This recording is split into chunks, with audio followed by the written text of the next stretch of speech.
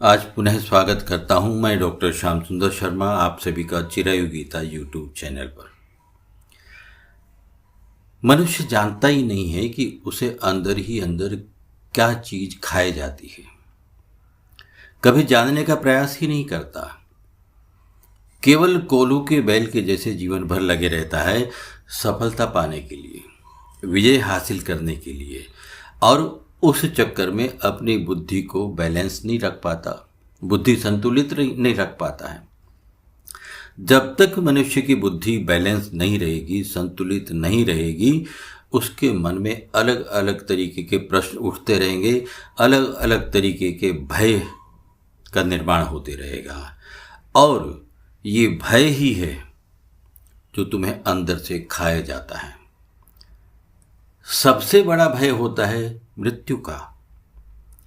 अगर बुद्धि हमारी संतुलित रहती है तो निश्चित रूप से ये जो मृत्यु जैसी वस्तु है उसका भी भय, अगर थोड़ा भी भय है वो भी दूर हो जाता है, अगर बुद्धि हमारी संतुलित रहती है, बैलेंस रहती है। अब बुद्धि संतुलित कैसे हो? देखिए, जो नियति है, जो होना है वो तो होगा। हमें हमारे कर्म करने रहने हैं। अगर हम हमारे कर्मों को ईमानदारी से, अच्छे से, मन से, लगन से, बिना किसी रिटर्न के, बिना किसी फल की इच्छा के करते जाएं तो निश्चित रूप से हमें किसी भी प्रकार का भय नहीं होगा। क्योंकि भय होता है परिणाम की अपेक्षा में। मेरी नौकरी का क्या होगा, बच्चों की पढ़ाई का क्या होगा, बच्चे बच्चियों की शादी का क्या होगा, घर छोटा है बड़ा घर लेना है उसका क्या होगा। ये क्या होगा के चक्कर में मनुष्य अपनी बुद्धि को भ्रमित कर देता है, और जो उसका उद्देश्य है उससे वो विचलित हो जाता है। तो मनुष्य को सबसे पहले चाहिए कि वो अपनी बुद्धि को समान अवस्था में रखे, समता में रखे, बैलेंस रखे। देखिए, भगवान श्री कृष्ण ने श्रीमद् भगवद गीता में कहा भी है, नेहाभिक्रमनाशो अस्ति प्रत्यवायो न विद्यते स्वल्पमप्यस्य धर्मस्य त्रायते महतो भयात्। उन्होंने स्पष्ट रूप से कहा है कि अगर बुद्धि आपकी संतुलित है, बैलेंस्ड है, सम बुद्धि है, तो अगर मृत्यु का भय भी अंश मात्र भी आपके मन में आया है, अगर थोड़ा भी भय है मृत्यु का, वो भी दूर हो जाता है।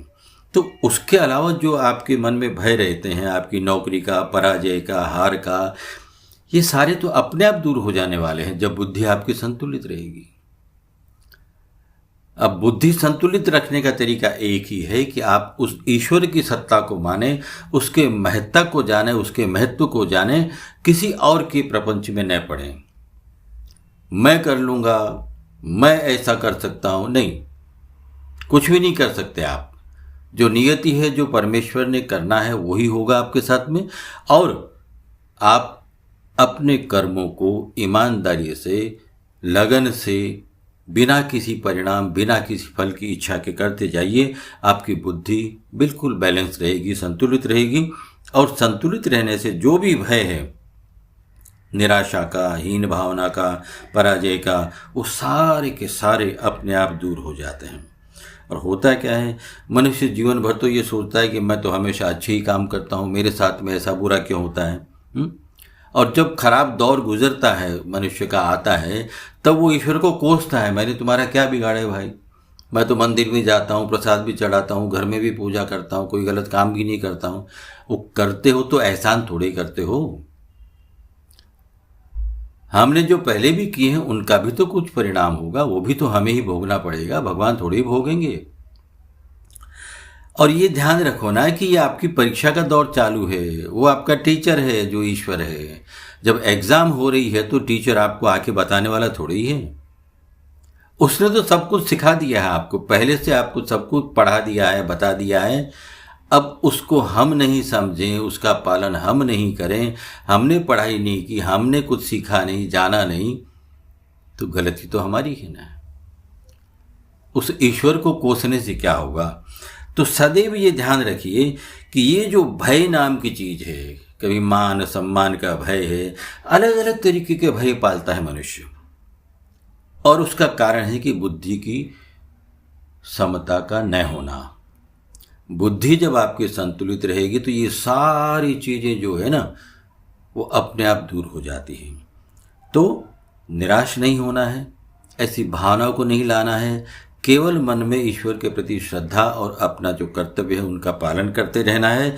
तो निश्चित रूप से आप भय मुक्त हो जाएंगे, किसी भी प्रकार का भय नहीं रहेगा। भगवान ने तो ये यहाँ तक कहा है कि मृत्यु का भय भी अगर थोड़ा बहुत आपके मन में आया तो वो भी दूर हो जाता है जब बुद्धि बैलेंस होती है, संतुलित होती है।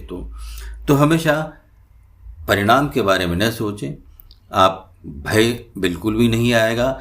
दूसरे से अपना कुछ तुलना नहीं करें, वो ऐसा, मैं ऐसा, उसका ऐसा, मेरा ऐसा, नहीं, बिल्कुल नहीं। वो अलग है, आप अलग हैं।